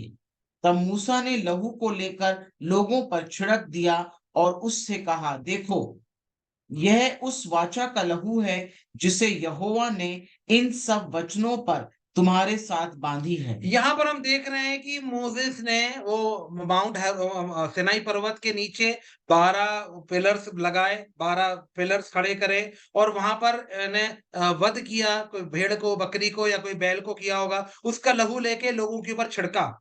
वहां पर एक एक इंपॉर्टेंट चीज थी, वहां सारे लोग बोल रहे हैं कि जो तू आज्ञा देगा, देखिए मेरी वाइफ फिर से उस वर्ष को पढ़ेगी, जो तू आज्ञा देगा उसको हम मानेंगे। सुनिए, उसे सुनकर उन्होंने कहा, जो कुछ यहोवा ने कहा है उन सब को हम करेंगे और उसकी आज्ञा मानेंगे। यहाँ लोग बोल रहे हैं, इजरायली लोग बोल रहे हैं, जो कुछ भी परमेश्वर ने कहा, जैसे मैंने आपको बताया निर्गमन अध्याय 20 से लेकर निर्गमन अध्याय 23 तक परमेश्वर ने बहुत सारी बातें बताई उनको, है ना। जैसे उसमें 10 कमांडमेंट्स भी आ गए, है ना, 10 आज्ञाएं भी आ गई। तो वो बोल रहा है कि जो कुछ भी परमेश्वर ने हमसे बोला है हम उसको करेंगे और एक वाचा बांध रहे हैं परमेश्वर के साथ। जब आप और हम यीशु मसीह को ग्रहण करते हैं ना अपने जीवन में, हम भी एक वाचा बांधते हैं परमेश्वर के साथ कि प्रभु, आज तक के मैंने जो भी गुनाह किए हैं उसकी मैं क्षमा मांगता हूं, यीशु के लहू से मुझे धोखे क्षमा कर दे, पाप साफ कर दे। अब मैं, तू जो मुझे बोलेगा मैं उसके अनुसार चलूंगा। और परमेश्वर कहां से बोलता है हमसे, कहां से हमसे बातचीत करता है? वो है परमेश्वर का वचन। परमेश्वर हमसे बातचीत करता है, हमसे बोलता है, तो हम जब उसको पढ़ेंगे, जब हम उसके ऊपर मनन करेंगे, जब हम उसको कान खोल के सुनेंगे, मन खोल के उसको समझेंगे, तो हम उसके अनुसार चलने लगेंगे। जब इन लोग ने ये बात बोली इजरायलियों ने कि प्रभु जो तूने बोला है वो हम करेंगे, एक वाचा बांधी उनने, तो परमेश्वर ने, आगे हम देखते हैं निर्गमन 25 से लेकर निर्गमन 31 तक, परमेश्वर जो पीछे आप ये दिख रहे हो ना, टैबरनेकल जो दिख रहे हो आप, ये पीछे मूसा का तंबू, परमेश्वर इसका डिजाइन फिर मोसेस को देता है। वो बोलता है कि क्योंकि तुमने मुझसे वाचा बांध ली है लहू से, अब मैं तुम्हारे बीच में रहूंगा। आज मैं आपसे एक सवाल पूछना मांग रहा हूं, जो लोग नॉन बिलीवर हैं, जो यीशु मसीह के ऊपर विश्वास नहीं करते, क्या परमेश्वर उनके अंदर रहता है? हेलो, फिर से मैं पूछता हूं, जिनने यीशु मसीह को अपने जीवन में उद्धारकर्ता के रूप में ग्रहण नहीं किया, उसको उसकी वाचा नहीं बांधी, यीशु मसीह के लहू को अपने ऊपर, यानी यीशु मसीह को अपने जीवन में ग्रहण, क्या उसके अंदर भी परमेश्वर अपनी पवित्र आत्मा के द्वारा रहता है? नो। यहां पर भी देखिए, इजरायलियों को परमेश्वर बोल रहा है कि जब तुमने वाचा उनने बांध ली, उसके बाद अब वो जो है अपने टैबरनेकल की और अपने अपने अपनी योजना बता रहा है कि भाई ये टैबरनेकल बनाओ और अब मैं तुम्हारे मध्य में रहूंगा, अब मैं तुम्हारे बीच में रहूंगा। अब जैसे आप पीछे, मेरे पीछे देख सकते हो, एक बड़ा व्हाइट से एक बड़ा कंपाउंड बना हुआ है, उसको बोलते हैं आउटर कोर्ट, बाहरी आंगन। फिर आप देख रहे होगे एक एक एक एक एक एक, एक जो है ये ट्रेन के जैसा, एक ट्रेन का डिब्बा जैसा लग रहा है, और एक पीछे की साइड धुआं निकल रहा है। जो पीछे की साइड धुआं निकल रहा है, ये है परम पवित्र स्थान, होली ऑफ होली प्लेस।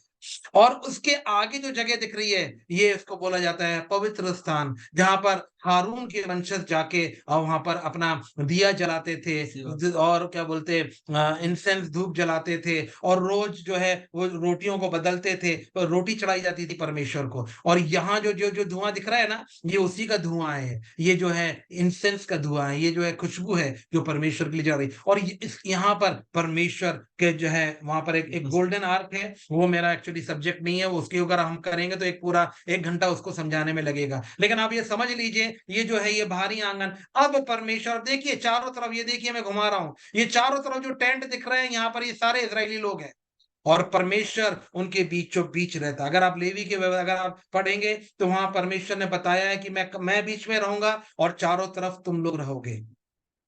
तो यहाँ परमेश्वर की उपस्थिति है। परमेश्वर की उपस्थिति जब भी आपके और मेरे जीवन में आएगी जब हम यीशु मसीह को अपने जीवन में ग्रहण करेंगे, और हम जैसे इस्राएलियों ने बोला कि पिता, हम तेरी हर एक बातों के ऊपर चलने की हम लोग ध्यान रखेंगे और तेरी हर एक बातों को सुनकर अपने जीवन को चलाएंगे। तब वो करार पूरा होता है, जब वो परमेश्वर हमारे अंदर रहता है, जब वो आत्मा हमारे अंदर रहती है और हमें चलाती है। वो यहाँ जो बनाया है परमेश्वर ने, ये जो टैबरनेकल दिख रहा है, वैसे एक स्वर्ग में भी टैबरनेकल है। एक स्वर्ग में भी सेम टू सेम परमेश्वर ने ये जो डिजाइन दिया था मूसेस को बनाने के लिए, ये ऐसे ही डिजाइन स्वर्ग में भी है। और वहां पर आइए उसके बारे में निकाल लेंगे हम। इब्रानियों उसका 8वां अध्याय, पहला और दूसरा वचन। अब जो बातें हम कह रहे हैं उनमें से सबसे बड़ी बात यह है कि हमारा ऐसा महायाजक है जो स्वर्ग पर महामहिमामय के सिंहासन के दाहिने जा बैठा और पवित्र स्थान और उस सच्चे तंबू का सेवक है। सच्चे तंबू का, यानी यहाँ जो तंबू था पृथ्वी के ऊपर, इट वॉज अ रेप्लिका, वो शैडो था, वो मिरर इमेज थी। लेकिन जो स्वर्ग में है, वो जहां परमेश्वर बैठता है खुद, वो परमेश्वर जैसा परमेश्वर का ऊपर मंदिर है ना, वैसे ही मंदिर जो है वहां जो है वो स्वर्ग में है। वही मंदिर का डिजाइन मूसा को दिया था परमेश्वर ने, है ना। जिसे किसी मनुष्य ने नहीं वरन प्रभु ने खड़ा किया ये था। क्या है? ये जो स्वर्ग में जो मंदिर है उसको किसी मनुष्य ने खड़ा नहीं किया। मेरे पीछे जो आप देख रहे हो मूसा का तंबू, उसको मूसा ने और लोगों ने खड़ा किया था। लेकिन जो स्वर्ग में तंबू है, जो स्वर्ग में टैबरनेकल है, जो स्वर्ग में मंदिर है जहां परमेश्वर खुद बैठता है, वो मंदिर को किसी मनुष्य ने नहीं, परंतु किसने खड़ा किया?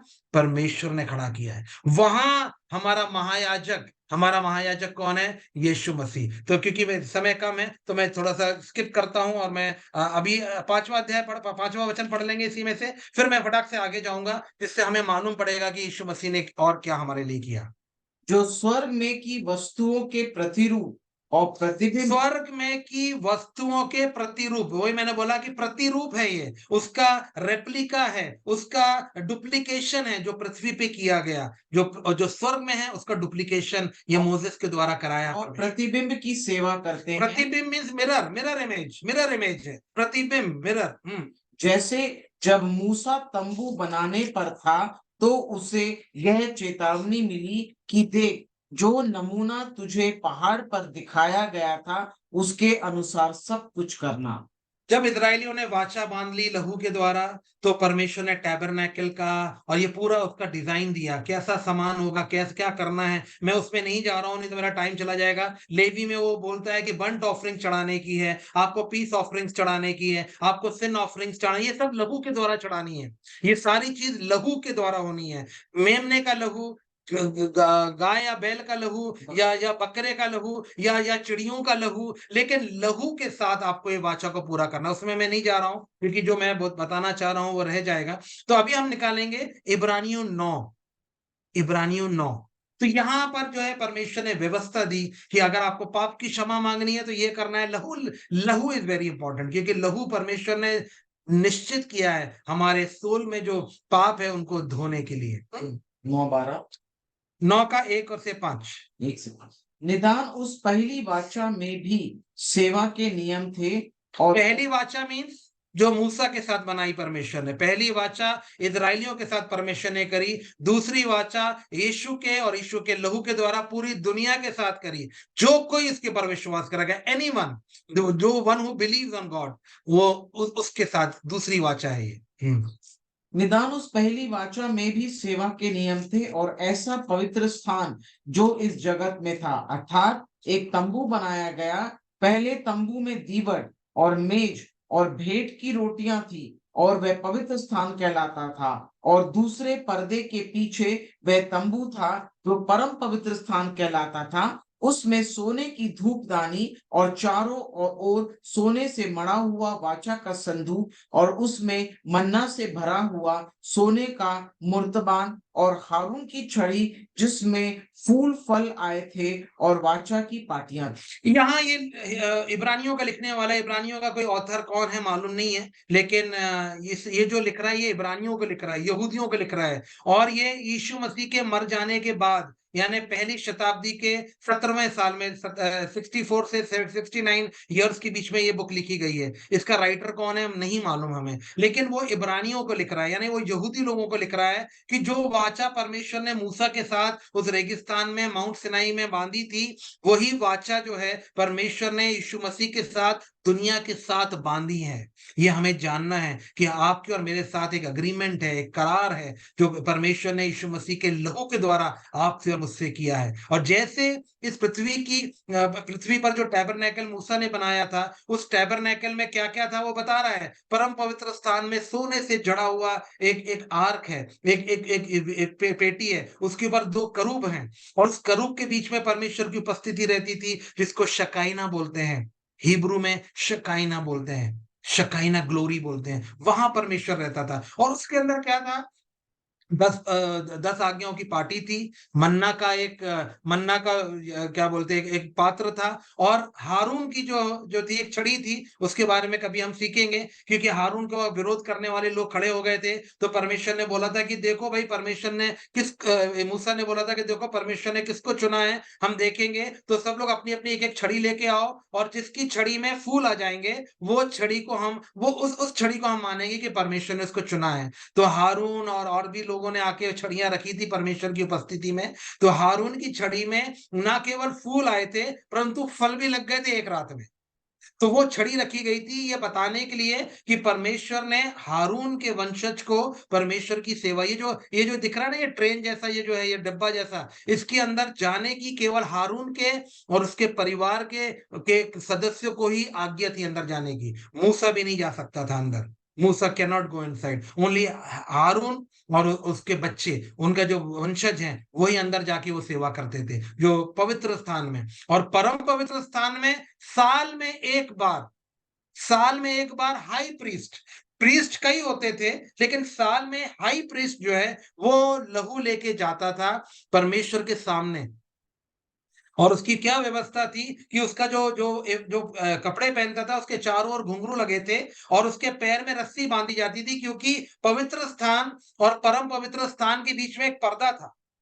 वो पर्दा जब यीशु मसीह ने जान दी तो वो फट गया, ऊपर से लेके नीचे तक फट गया। परमेश्वर ने इसको फाड़ा, क्योंकि इसकी जो हाइट थी वो कम से कम 20 से 30 फीट ऊपर थी। तो इतना ऊपर चढ़ के कोई फाड़ नहीं सकता, इसलिए बताया जाता है कि परमेश्वर ने उसको फाड़ा। क्योंकि अब पवित्र और परम पवित्र स्थान के बीच का जो पर्दा था वो हट गया। अब हम परम पवित्र स्थान यानी परमेश्वर के पास कभी भी 24 घंटे में कभी भी कितनी देर के लिए भी हम जा सकते हैं, उसका एक्सेस ले सकते हैं। जहां पहले मूसा के टाइम पर साल में एक बार 365 दिन में से केवल एक दिन लहू को लेकर, मेमने के जानवर के लहू को लेकर हाई प्रीस्ट जाता था, उसके पैर में एक रस्सी बांधी जाती थी, क्योंकि वहां जाना किसी को अलाउड नहीं था। क्योंकि अगर आप ध्यान से परमेश्वर के वचन को पढ़ेंगे तो कई बार लोगों ने उसके अंदर क्या है वो देखने की कोशिश करी तो लोग मर गए। तो परमेश्वर का जो वाचा का जो संदूक था, वहां पर जाना मना था, वहां उसके अंदर देखना मना था। तो ये जो हाई प्रीस्ट था, जो वो तैयारी करता था और लहू लेके जाता था परमेश्वर के सामने, अपने पापों के लिए और इजरायलियों के पापों के लिए, कि प्रभु मेरी जो गलतियां हैं वो उसके लिए मैं लहू लाया हूं, और जो मेरे इजरायली लोगों की गलती के लिए मैं लहू ला। ये इब्रानियों 9 में पढ़ सकते हैं, हिब्रूज 9 में वी कैन रीड इट। मैं केवल उसका पूरा मैं वो करके बता रहा हूँ, है ना? तो वो लेके जाता था, अगर परमेश्वर ने उसे माफ कर दिया तो वो जिंदा वापस आता था, और अगर परमेश्वर ने उसकी पाप को और इजरायलियों के पाप को माफ नहीं किया, वो वहीं मर जाता था। और वहां जाना क्योंकि मना था, पर्दे के पीछे नहीं जा सकते, तो उसको रस्सी को ऐसा करके खींच के उसकी लोथ को भारी की भार खींच लिया जाता था। तो ये व्यवस्था थी, ये व्यवस्था परमेश्वर ने इजरायलियों को दी थी, यहूदियों को दी थी। और ये व्यवस्था जब यीशु मसीह था इस दुनिया में, वो मंदिर में की जाती थी। लेकिन यीशु मसीह के क्रूस के ऊपर जान देने के बाद हमारा यीशु मसीह को हमारा हाई प्रीस्ट बोला जाता है। He is our high priest. वो अपना लहू को खुद लेके 3 दिन यीशु मसीह कहाँ था उसके बारे में अगर हम कभी स्टडी करेंगे तो मैं थोड़ा सा बता देता हूँ कि 3 दिन पहले तो वो गया अथाह खड्डे में, वहां गया, वहां पर लोगों को बताया, क्योंकि वहां बहुत अच्छे अच्छे धर्मी लोग थे। वहां पर सब लोग धर्मी लोग थे, लेकिन अगर स्वर्ग में जाना है तो यीशु मसीह ही ले जा सकता है। फिर जब हम देखते हैं जब यीशु मसीह की डेथ हुई तो कई धर्मी लोगों की कब्रें खुल गई, और तीसरे दिन जब यीशु मसीह जी उठा, तो ईस्टर के दिन बोलो या रिजरेक्शन डे के दिन बोलो, संडे के दिन बोलो, तो वो भी लोगों को दिखने लगे, और लोगों ने उनको देखा चलते फिरते बात करते। जैसे यीशु मसीह जिंदा हो गया वैसे वो धर्मी लोग भी जिंदा हो गए। इसमें आप पढ़ सकते हैं, जो ये यूहन्ना वगैरह में इसके बारे में दिया हुआ है। तो परमेश्वर यीशु मसीह वहां गया, वहां से उनको छुड़ाया और बोला कि भाई स्वर्ग में तो मैं ले जाने के लिए मैं तुमको आ गया हूं, है ना, और अपने साथ लेके वो स्वर्ग में पैराडाइज में लेके चला गया हूं। तो ये जो यीशु मसीह है 3 दिन बोलते हैं कि वो परमेश्वर के पास गया, क्योंकि वहां भी मंदिर है। जो मंदिर नीचे मूसा को परमेश्वर ने दिया था, वो मंदिर में यीशु मसीह गया अपने लहू को लेकर और बोला कि पिता ये है लहू, जो भी अपने पापों की माफी आपसे मांगेगा, जो भी अपने पापों को कबूल करेगा, जो भी अपने पापों का कन्फेशन करेगा। इसलिए मैं बोलता हूं अपने पापों को कन्फेस करना जरूरी है। ये जानना जरूरी है कि मैंने गलती करी है, ये जानना जरूरी है कि मैं पापी हूं, ये जानना जरूरी है, ये कॉन्शियसनेस में लाके कबूल करना जरूरी है कि प्रभु इन पापों का मेरे पास कोई इलाज नहीं है, इसलिए मैं इसकी माफी मांगता हूं। पश्चाताप और प्रायश्चित, 2 चीज है। पश्चाताप करना है कि प्रभु ये गलती मुझसे हुई, और प्रायश्चित करना है, और वो यीशु का लहू सारे पापों से शुद्ध करता है हमें। तो आइए और देख लेंगे इसमें, या हिब्रू 9 6 से 10 में, 6 से 10। जब ये वस्तुएं इस रीति से तैयार हो चुकी, तब पहले तंबू में से याजक हर समय प्रवेश करके सेवा ये की, चीज जो मैं बता दिया हूं वो यहाँ पर दी गई है ना, सुन लेंगे। पर दूसरे में केवल महायाजक वर्ष भर में एक बार ही जाता है और बिना लहू लिए नहीं जाता, और वह अपने लिए और अपने लोगों की भूल चूक के लिए चढ़ावा चढ़ाता है।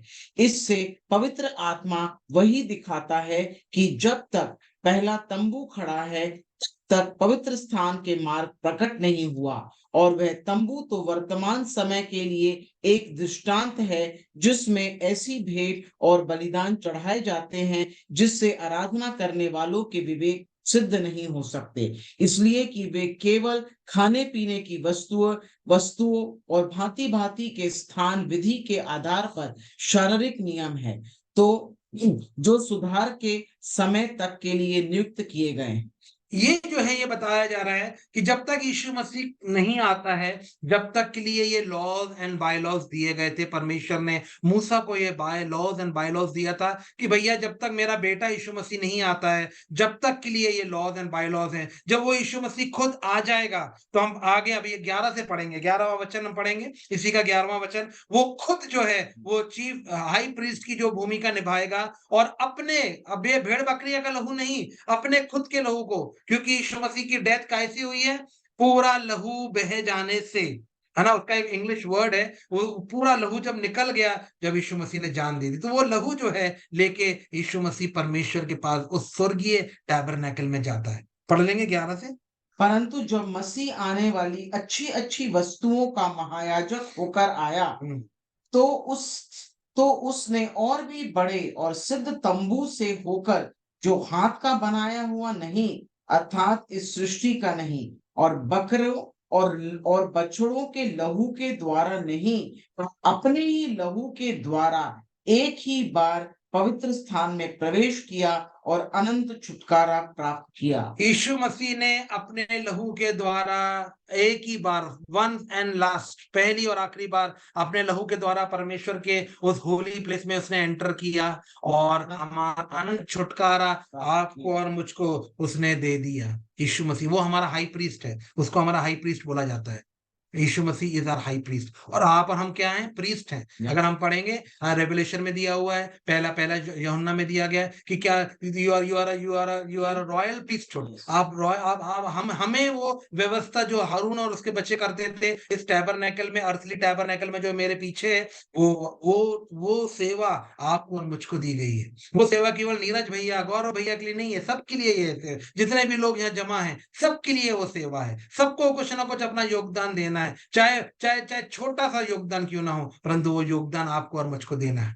तो यहाँ हम देख रहे हैं कि यीशु मसीह, क्योंकि एक परमेश्वर है, व्यवस्था का परमेश्वर है, जो व्यवस्था उसने मूसा को दी थी इस अर्थली टैबरनेकल में, जो भेड़ और बकरियों के लहू के द्वारा पूरी की जाती थी, तो परमेश्वर मसीह ने अपने लहू से उस इस व्यवस्था को परमेश्वर की उस टैबरनेकल में जो स्वर्ग में है वहां उसको पूरी करी, और आपकी और मेरे पाप की क्षमा के लिए परमेश्वर ने वो व्यवस्था, यीशु मसीह ने वो व्यवस्था अपना। एक और वचन पढ़ेंगे और 23 से 28 पढ़ लेंगे, उसी में 23 से 28, फिर मैं बंद करूंगा। इसलिए अवश्य है कि स्वर्ग में की वस्तुओं के प्रतिरूप इसके द्वारा शुद्ध किए जाएं, पर स्वर्ग में की वस्तुएं आप इनसे उत्तम बलिदानों के द्वारा, क्योंकि मसीह ने उस हाथ से बनाए हुए पवित्र स्थान में, जो सच्चे पवित्र स्थान का नमूना है, प्रवेश नहीं किया, पर स्वर्ग ही में प्रवेश किया, ताकि हमारे लिए अब परमेश्वर के सामने दिखाई दे। यानी बाइबल बता रही है, परमेश्वर का वचन हमें बता रहा है कि यीशु मसीह ने जो है हाथ के बने हुए तंबू, मनुष्य के द्वारा बनाए हुए तंबू में, मंदिर में प्रवेश नहीं किया, परंतु उस स्वर्गीय मंदिर में जहां परमेश्वर खुद बैठता है, उस मंदिर में प्रवेश किया अपने लहू के द्वारा, जैसे याजक जो है, महायाजक मूसा के जमाने में करता था, है ना। आगे पढ़ेंगे 25। यह नहीं कि वह अपने आप को बार बार चढ़ाए, जैसा कि महायाजक प्रतिवर्ष दूसरों का लहू लिए पवित्र स्थान में प्रवेश किया करता था, नहीं तो जगत की उत्पत्ति से लेकर उसको बार बार दुख उठाना पड़ता, पर अब युग के अंत में वह एक बार प्रकट हुआ, ताकि अपने ही बलिदान के द्वारा पाप को दूर कर दे। और जैसे मनुष्य का एक बार मरना और उसके बाद न्याय का होना नियुक्त है, वैसे ही मसीह भी बहुतों के पापों को उठा लेने के लिए एक बार बलिदान हुआ, और जो लोग उसकी बाट जोहते हैं उसके उद्धार के लिए दूसरी बार बिना पाप के दिखाई देगा। यहाँ पर बाइबल बोलती है कि यीशु मसीह जो उसके ऊपर विश्वास करते हैं उनके लिए एक बार वो डायरेक्ट परमेश्वर के टैबरनेकल में, उस स्वर्गीय स्थान में, स्वर्गीय मंदिर में जहां परमेश्वर बैठता है, वहां उसने प्रवेश किया, सबके लिए जो उसके ऊपर विश्वास करते हैं। यहाँ पर हिंदी में एक चीज जो नहीं दी गई है वो मैं इंग्लिश में पढ़ना चाहूंगा, क्योंकि मैं हमेशा बार बार बोलता हूं कि आपका और मेरा अभी भी सैल्वेशन नहीं हुआ है।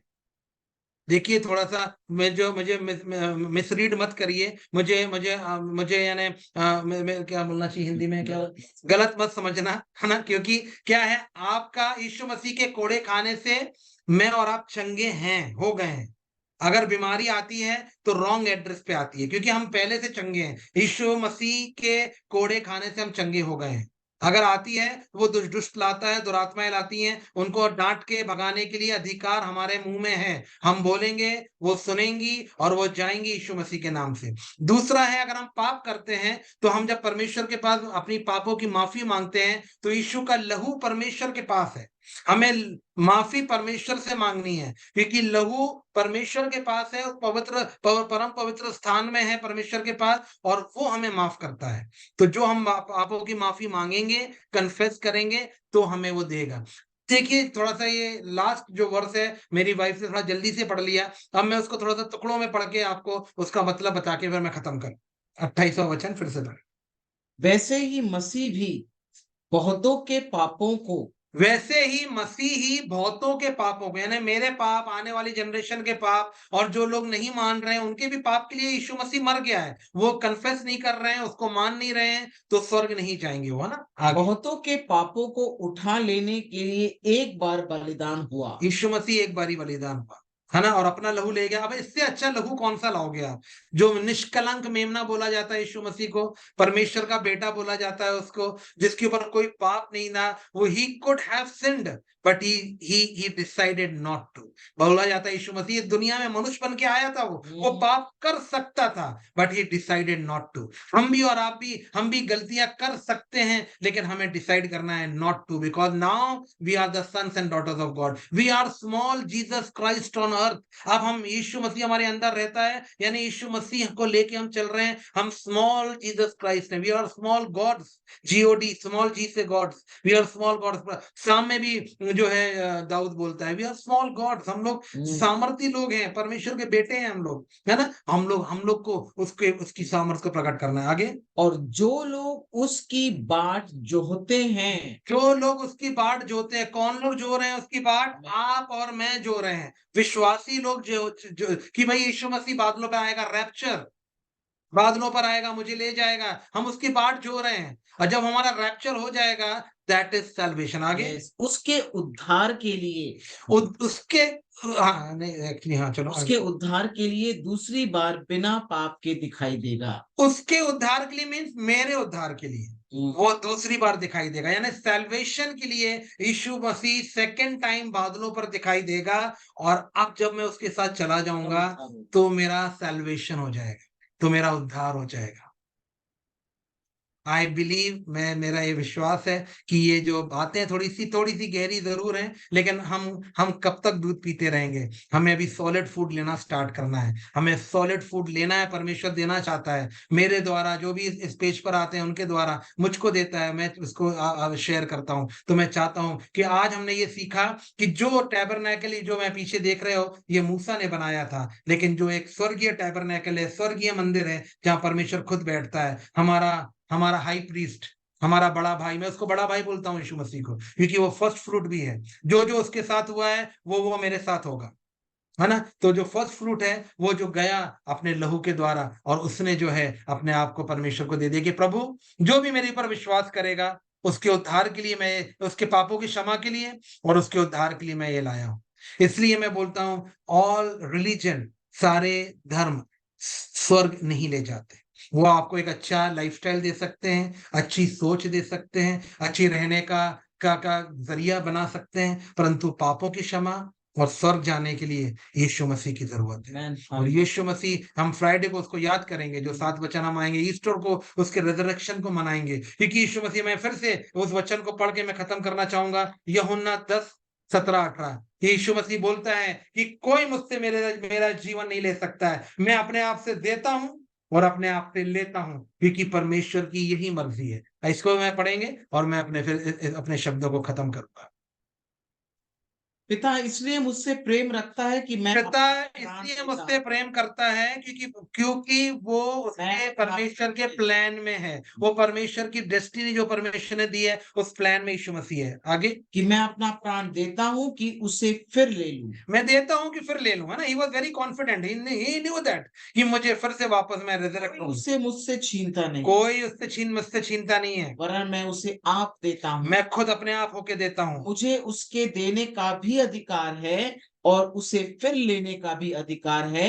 ये आज्ञा मेरे पिता से मुझे मिली। हाँ, परमेश्वर ने बोल दिया, कमांड दे दिया कि भाई तू अपनी जान दे दे, फिर वापस मैं तेरे को दे दूंगा, क्योंकि वो सामर्थ, वो ताकत परमेश्वर और यीशु मसीह के पास है। परमेश्वर आज और आपके मेरे जीवन से भी कुछ चाहता है, कुछ सैक्रिफाइसेस चाहता है वो, तो वो सैक्रिफाइस हम दें, परमेश्वर के प्लान में रहें, परमेश्वर ने जो डेस्टिन्ड किया है उसके अनुसार हम चलें। इस दुनिया में मैं हमेशा बोलता हूँ, हम घर बनाने, गाड़ियां खरीदने, बड़ी बड़ी पगार की नौकरियां करने नहीं आए। ठीक है, वो हमें दिया है परमेश्वर ने, लेकिन उसके राज की बढ़ोतरी, उसके राज का काम, और यीशु मसीह हमारे जीवन में से, हमारे परिवार में से हमेशा प्रकट होता रहे, यही परमेश्वर हमसे चाहता है।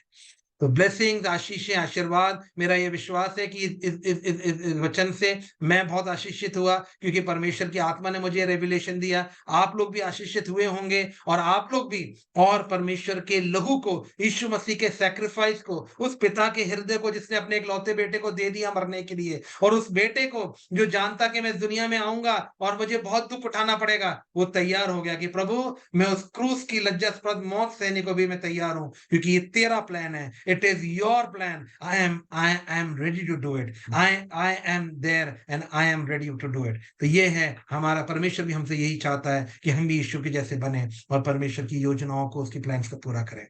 प्रेज द लॉर्ड, ब्लेसिंग्स, आशीषें, आशीर्वाद। Praise Lord, thank you so much भैया। और मैं भैया से 100% सहमत हूँ। और बाइबल की बातों को सीखने में ज्यादा समय नहीं लगता। जब मैं प्रभु को जानने लगा था तो करीब 3 से 4 महीने लगे थे, और मैं मोटा मोटा करीब 60-70% जो लिखा वचन है वो मेरे को समझ आ गया था। तो यहाँ से फर्क कहाँ से आता है, या उद्धार में हम कहाँ टेप करते हैं, या दूध पीने से रोटी की तरफ ट्रांसफर कब होते हैं, ये निर्णय पे निर्भर करता है।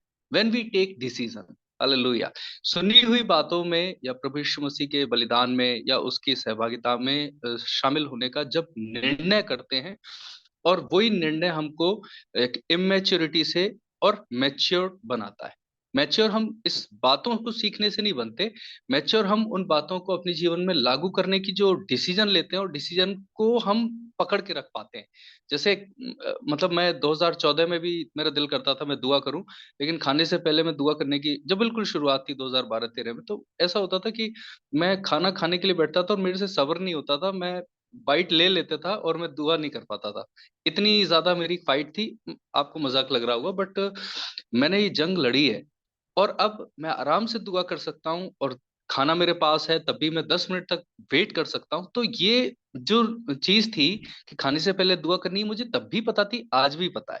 बट अब मैं जो ये निर्णय कर रहा हूँ कि नहीं, मुझे पहले प्रार्थना करनी है फिर खाना खाना है, इस निर्णय पे मैं काम कर पा रहा हूँ। तो ये मेरे एक मैच्योरिटी का लेवल है। हालेलुया। तो इसी प्रकार से हम, जैसे भैया ने बताया कि दूध से हमें ट्रांसफर होना है रोटी की तरफ।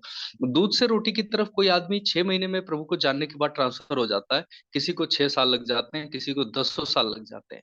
निर्णय पे निर्भर करता है कि वो निर्णय ले और उस निर्णय पे काम करे। हम ऑलरेडी हमारा समय लगभग करीब इसका मीटिंग का काफी जो है